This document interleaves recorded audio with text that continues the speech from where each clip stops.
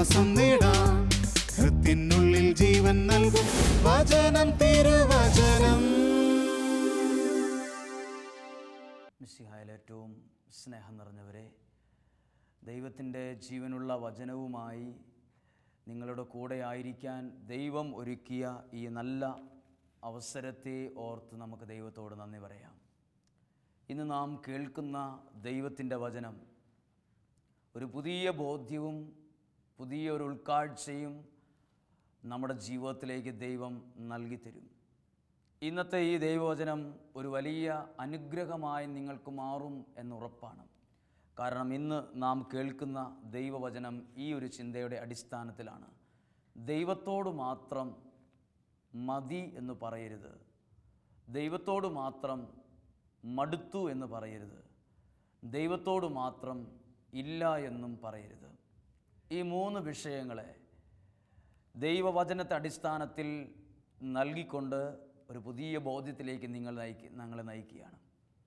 ഒത്തിരി മനുഷ്യർ പറയുന്ന ഒരു വാക്കാണ്, എൻ്റെ ജീവിതം എനിക്ക് മടുത്തു, ഈ ജോലി എനിക്ക് മടുത്തു, എൻ്റെ കുടുംബത്തിലെ ഇന്ന വ്യക്തികളോടുള്ള ഒപ്പമുള്ള എൻ്റെ ജീവിതം എനിക്ക് മടുത്തു, ജീവിതം മടുത്തു, മതിയായിരുന്നു, ഇത്രയൊക്കെ ജീവിച്ചത് മതി, ഇനി മരിക്കുന്നതാണ് നല്ലത്. ഇങ്ങനെ പല കാര്യങ്ങളും നമ്മൾ അറിയാതെ ചില ജീവിത സാഹചര്യങ്ങളിൽ പറഞ്ഞു പോകുന്ന വാക്കുകളാണ്. എന്നാൽ വിശുദ്ധ ഗ്രന്ഥത്തിൽ ഒരു പ്രത്യേക കാര്യം എന്നെ വളരെയേറെ ബോധ്യപ്പെടുത്തി. ദൈവത്തോട് മാത്രം മതി എന്ന് പറയരുത്, ദൈവത്തോട് മാത്രം മടുത്തു, ഇല്ല എന്നീ വാക്കുകൾ പറയരുത്. വിശുദ്ധ ഗ്രന്ഥം 2 രാജാക്കന്മാരുടെ പുസ്തകത്തിൽ 4-ാം അധ്യായത്തിലാണ് ഇത് നമ്മെ കൂടുതൽ വ്യക്തമായി പഠിപ്പിക്കുന്നത്. അതായത് എപ്പോൾ ഞാൻ ദൈവത്തോട് മടുത്തു, മതി, ഇല്ല എന്നൊക്കെ പറയുമ്പോൾ ഞാൻ എന്നെ ജീവിതത്തിൽ മടുപ്പിക്കുന്നത് ദൈവമല്ല. എൻ്റെ ജീവിതത്തിൽ മടുപ്പിക്കുന്ന അനുഭവം തരുന്നത് തിന്മയാണ്, പിശാചാണ് ഒരു വ്യക്തിയെ ജീവിതത്തിൽ മടുപ്പിക്കുന്നത്. ദൈവം ഒരിക്കലും ഒരാളെ, ഒരു വ്യക്തിയെ ഏത് സാഹചര്യത്തിലും മടുപ്പിക്കുന്നില്ല. എന്നാൽ നമ്മളെപ്പോഴാണോ ജീവിതം മടുത്തു എന്ന് ദൈവത്തോട് പറയുന്നത്, അത് നമ്മളിലേക്ക് വരുന്ന അനുഗ്രഹങ്ങളുടെ ഒഴുക്ക് നിലച്ചു പോകുന്ന ഒരവസ്ഥയുണ്ട്. ഇതാ രാജാക്കന്മാരുടെ 2-ാം പുസ്തകത്തിൽ 4-ാം അധ്യായത്തിൽ ഏലീശ പ്രവാചകൻ വഴി നൽകുന്ന വലിയ ഒരു അനുഗ്രഹത്തെക്കുറിച്ച് വ്യക്തമാക്കുന്നുണ്ട്. 2 രാജാക്കന്മാരുടെ പുസ്തകം 4-ാം അധ്യായത്തിൻ്റെ 1-ാം വാക്യം, പ്രവാചക ഗണത്തിൽ ഒരുവൻ്റെ ഭാര്യ ഏലീശായോട് പറഞ്ഞു. ഈ വചനം ഇങ്ങനെയാണ് തുടങ്ങുന്നത് തന്നെ, പ്രവാചക ഗണത്തിൽപ്പെട്ട ഒരുവൻ്റെ ഭാര്യ ഏലീശ എന്ന പ്രവാചകനോട് പറഞ്ഞു, എൻ്റെ ഭർത്താവ് മരിച്ചുപോയി, എൻ്റെ ഭർത്താവ് മരിച്ചു, എനിക്ക് 2 കുട്ടികളാണുള്ളത്.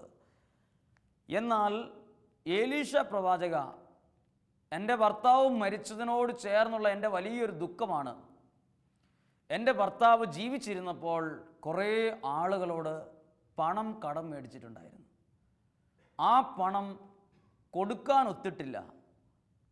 എന്നാൽ ഇപ്പോൾ കടം കൊടുത്തിട്ടുള്ള പല ആളുകളും എന്നെയും എൻ്റെ 2 മക്കളെയും കൂടെ വന്ന് ബുദ്ധിമുട്ടിച്ചുകൊണ്ടിരിക്കുകയാണ്. ഭയങ്കര ബുദ്ധിമുട്ടാണ് എനിക്ക് അവരെ കൊണ്ട്.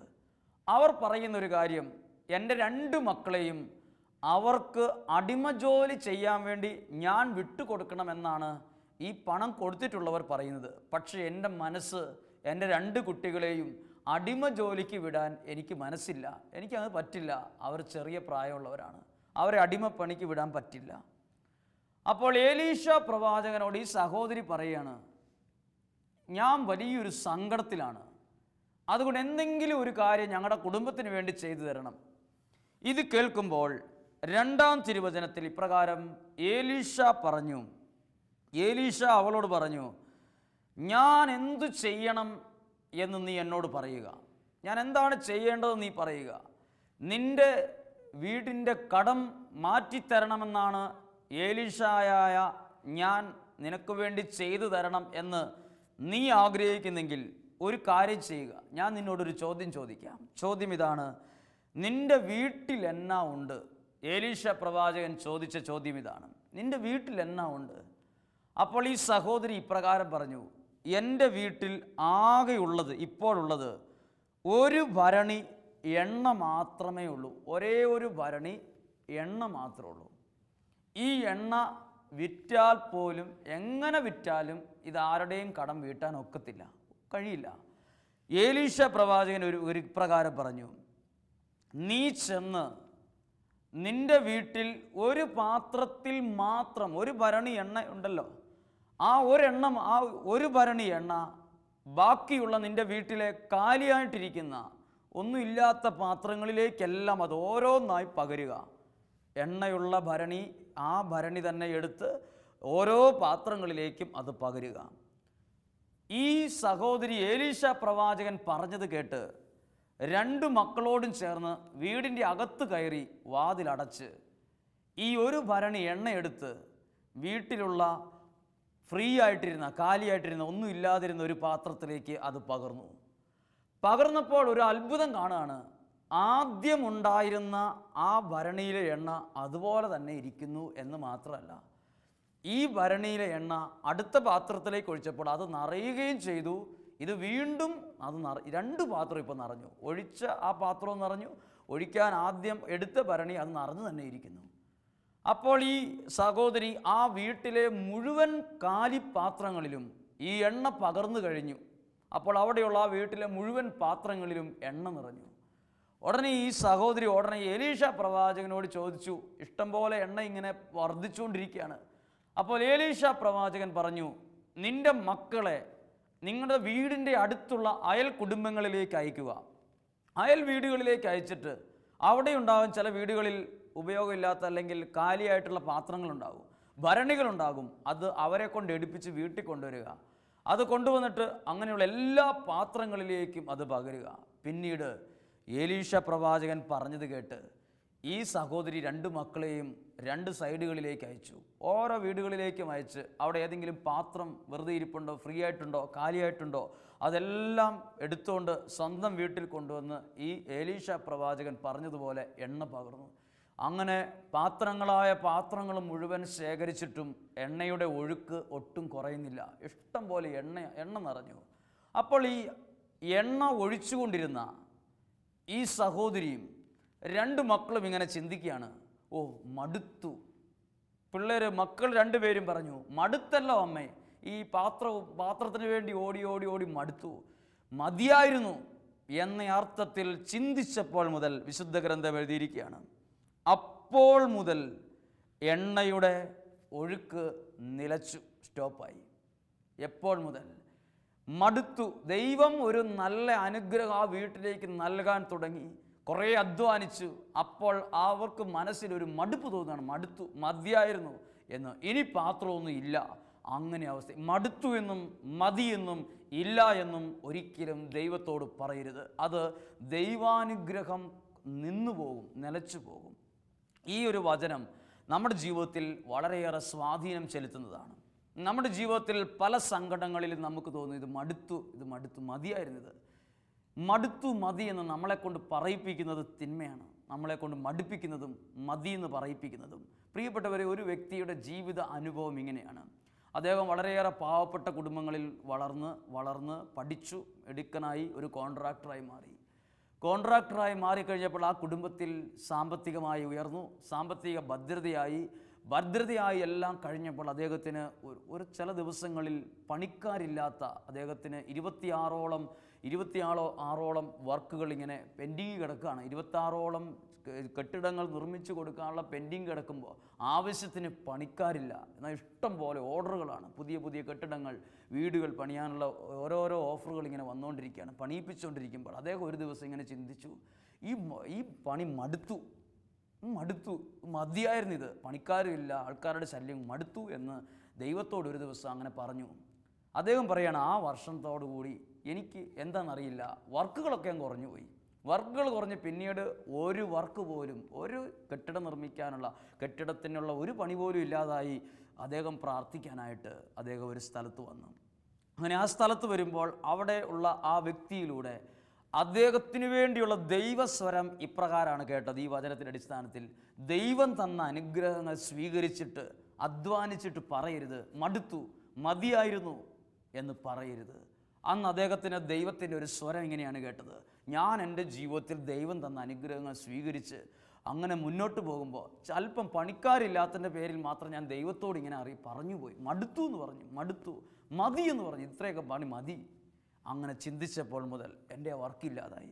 പിന്നീട് അദ്ദേഹം ഈ ഒരു കാര്യത്തെ തിരുത്തി അദ്ദേഹം ദൈവത്തോടൊരു തീരുമാനം എടുക്കുകയാണ്: ഞാൻ ഒരിക്കലും ഇനി എൻ്റെ ജീവിതത്തിൽ ഒരിക്കലും ഞാൻ ദൈവത്തോട്, ദൈവം തന്ന അനുഗ്രഹത്തോട് എൻ്റെ അധ്വാന നിമിഷങ്ങളിൽ ഞാൻ പറയില്ല മടുത്തു, മതിയായിരുന്നു, ഇല്ല എന്ന് ഞാൻ പറയില്ല എന്ന് തീരുമാനിച്ചു. അതുപോലെ ഒരു ക്രിസ്മസ് ദിവസം 25-ാം തീയതി കഴിഞ്ഞ് 26-ാം തീയതി അദ്ദേഹം ഈ ഒരു പുതിയ തീരുമാനത്തോടെ ആ ഒരു വർഷം അങ്ങനെ കഴിഞ്ഞ് ആ സമയത്ത് അദ്ദേഹം നന്നായിട്ട് പ്രാർത്ഥിക്കുകയാണ്: ഇനി എനിക്ക് ദൈവകൃപയാൽ വർക്കുകൾ കിട്ടിയാൽ ഞാൻ ഒരിക്കലും എത്ര ദൈവം തന്ന അനുഗ്രഹം സ്വീകരിച്ചിട്ട് മടുത്തു എന്ന് പറയില്ല. അങ്ങനെ അദ്ദേഹം ഒരു 3-4 മാസങ്ങൾക്കകം അദ്ദേഹത്തിന് 16ഓളം വർക്കുകൾ, അദ്ദേഹം കെട്ടിടങ്ങൾ നിർമ്മിക്കാനുള്ള ഓർഡറുകൾ കെട്ടിക്കൊണ്ടിരിക്കുമ്പോൾ അദ്ദേഹം വന്ന് ചോദിച്ചതാണ്: ഞാൻ ഒരു 60,000 രൂപയുടെ പള്ളിക്ക് വേണ്ടി ഒരു പ്രത്യേക ഒരു ആരാധനയ്ക്ക് ഉപയോഗിക്കുക അരളിക്ക മേടിച്ച് തരാൻ ആഗ്രഹിക്കുകയാണ്. കാരണം എന്താണെന്ന് ചോദിച്ചാൽ അദ്ദേഹം പറഞ്ഞതാണ്: എൻ്റെ ദൈവം തന്ന അനുഗ്രഹം ഒരു വർക്ക് പോലും എനിക്കില്ലാതിരുന്ന എനിക്കിന്ന് 16ഓളം ഓർഡറുകളുണ്ട്, ഇനിയും കിട്ടിക്കൊണ്ടിരിക്കുകയാണ്, വലിയ വലിയ ഓർഡറുകൾ എനിക്ക് വരുന്നുണ്ട്.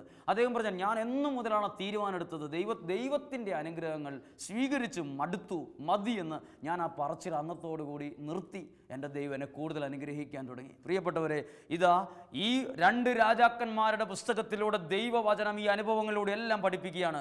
മടുത്തു എന്ന് പറയുന്ന അനേകരുണ്ട്. ഈ പണി മടുത്തു, ഈ ജോലി മടുത്തു, ഈ ജീവിതം മടുത്തു എന്ന് പറയുന്നവരുണ്ട്. ദൈവം തന്ന അനുഗ്രഹങ്ങൾ മടുത്തു എന്നും പറഞ്ഞ് പ്രതികരിക്കരുത്. മടുത്തു എന്നും മതി എന്നും ദൈവത്തോട് പറയരുത്. അത് അനുഗ്രഹത്തിൻ്റെ വാതിൽ അടഞ്ഞു പോകുന്ന ഒരു കാര്യമാണ്. പ്രിയപ്പെട്ടവർ, ഇത് കൂടുതൽ വ്യക്തമാകണമെങ്കിൽ പഴയ നിയമത്തിൽ ജോബിൻ്റെ പുസ്തകത്തിൽ ഇത് വ്യക്തമായി പഠിപ്പിക്കുന്നുണ്ട്. ജോബ് ദൈവഭക്തനായിരുന്നു എന്ന 1-ാം അധ്യായത്തിൽ എഴുതിയിട്ടുണ്ട്. ജോബ് നിഷ്കളങ്കനായിരുന്നു, നീതിനിഷ്ഠനായിരുന്നു, വലിയ സമ്പന്നനുമായിരുന്നു ജോബ് എന്നയാൾ. പക്ഷേ ഈ ജോബ് എന്ന വ്യക്തിയുടെ സമ്പത്തും ഉള്ള എല്ലാ കാര്യങ്ങളും ജോബിൽ നിന്ന് പതുക്കെ നഷ്ടമായി തുടങ്ങുന്ന ഒരു സാഹചര്യത്തെക്കുറിച്ചാണ് 1-ാം അധ്യായത്തിൽ തന്നെ കാണുന്നത്. ജോബ് വളരെയേറെ ദൈവഭക്തനായി ജീവിച്ചു, നീതിനിഷ്ഠനായി ജീവിച്ചു, സത്യസന്ധനായി ജീവിച്ചു, ദൈവത്തിന് വളരെയേറെ ഇഷ്ടപ്പെട്ടവനായി ജീവിച്ചു ഈ ജോബ്.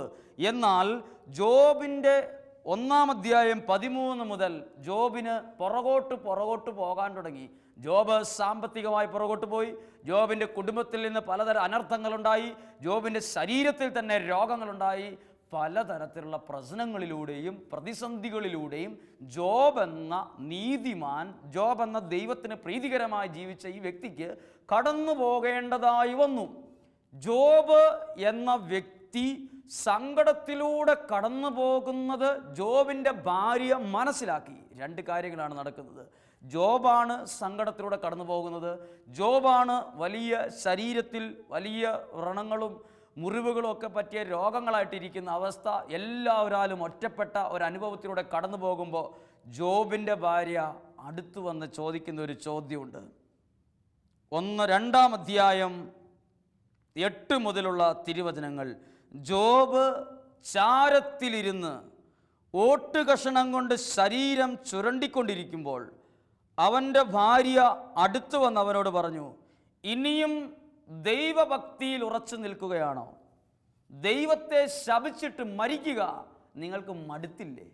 ദൈവത്തോട് ചേർന്ന് നിന്ന് ഇത്രയൊക്കെ പോരെ, മടുത്തില്ലേ, മതിയായില്ലേ എന്ന് ജോബിൻ്റെ ഭാര്യ ജോബിനോട് ചോദിച്ചു. പലരും ദൈവത്തോട് ചേർന്നുള്ള നമ്മുടെ ജീവിതത്തിൽ സഹനങ്ങളും ബുദ്ധിമുട്ടുകളും ഉണ്ടാകുമ്പോൾ ചില വ്യക്തികൾ, ചില സാഹചര്യങ്ങൾ നമ്മളോട് ചോദിക്കും: മതിയായില്ലേ, ഇപ്പം കുറേ പ്രാർത്ഥിച്ചിട്ട് നിങ്ങൾക്ക് മതിയായില്ലേ, ഇപ്പം ആവശ്യത്തിന് കിട്ടിയില്ലേ, മടുത്തില്ലേ എന്ന് നമ്മളോട് ചോദിക്കും. അപ്പോൾ ശരിക്കും ദൈവത്തിൻ്റെ ജ്ഞാനമില്ലാത്ത വ്യക്തികൾ അന്നേരം പ്രതികരിക്കും: ശരിയാ, മടുത്തു, ഈ വ്യക്തി പറഞ്ഞ് ശരിയാ, മടുത്തു, മതി എന്നൊക്കെ നമ്മൾ പ്രതികരിക്കും. എന്നാൽ ദൈവത്തിൻ്റെ ജ്ഞാനമുള്ള ജോബ് പറയുകയാണ്. ജോബ് 2-ാം അധ്യായം 10-ാം വാക്യം. ജോബ് ഭാര്യയോട് പറഞ്ഞു: ഭോഷത്വം പറയരുത് നീ. ഇവിടെ ഭോഷത്വം ഒന്നും പറഞ്ഞിട്ടില്ല.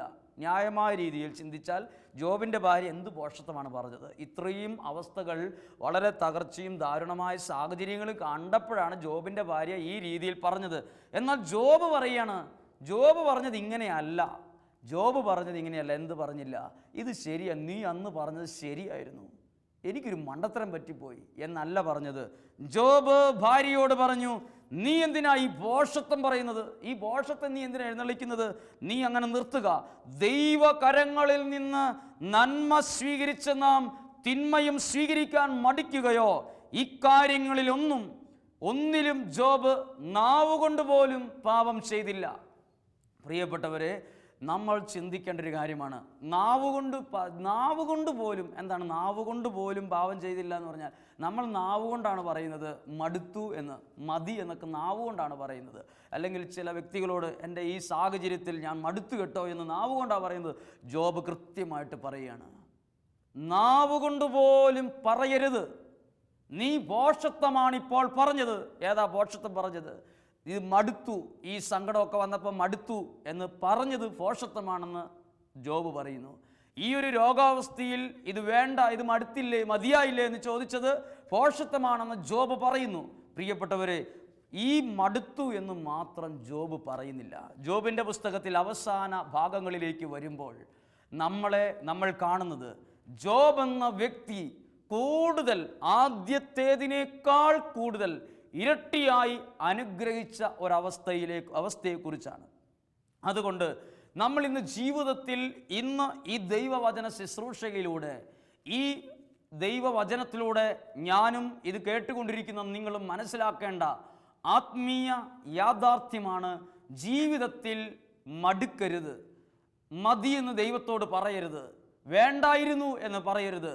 ജീവിതത്തിൽ എന്നെയും നിങ്ങളെയും മടുപ്പിക്കുന്നത് ദൈവമല്ല, അത് തിന്മയാണ്. പ്രിയപ്പെട്ടവരെ, നമുക്ക് ഇന്ന് ഈ ഒരു ദൈവവചനത്തിലൂടെ ഒരു പുതിയ ബോധ്യം നമ്മുടെ ജീവിതത്തിൽ സ്വീകരിക്കണം. ഒരുപക്ഷെ എന്നെ കേട്ടുകൊണ്ടിരിക്കുന്ന അനേകം വ്യക്തികൾ ജീവിതത്തിൻ്റെ പല പ്രതികൂലങ്ങളിലും അക്ഷരാർത്ഥത്തിൽ ഒരു മടുത്ത അവസ്ഥയിലായിരിക്കും. ഈ ജീവിതം തന്നെ മതി എന്ന് ഒരു 10 പ്രാവശ്യം മനസ്സിൽ പറഞ്ഞിട്ട് ഇരിക്കുകയായിരിക്കും. എന്നാൽ ഓർത്തുകൊള്ളുക, ദൈവവചനം ഇത് നിങ്ങൾക്കുള്ള ഒരു സന്ദേശമാണ്. ഇത് കേട്ടുകൊണ്ടിരിക്കുന്ന നിങ്ങൾക്കുള്ള സന്ദേശമാണ്. മടുത്തു എന്ന് എന്നെ കൊണ്ട് പറയിപ്പിക്കാൻ ശ്രമിക്കുന്നത്, അതിനുള്ള എല്ലാ പ്രേരണകളും നൽകിക്കൊണ്ടിരിക്കുന്നത് തിന്മയാണ്. അത് ദൈവമല്ല. ദൈവം നമ്മുടെ ജീവിതത്തെ ഏത് സമയത്തും കൂടെ നിന്ന് ശക്തിപ്പെടുത്തുന്ന ദൈവമാണ്. ഏത് സമയത്തും നമ്മെ ഉയർത്തുന്ന ദൈവമാണ്, താഴ്ത്തുന്ന ദൈവമല്ല.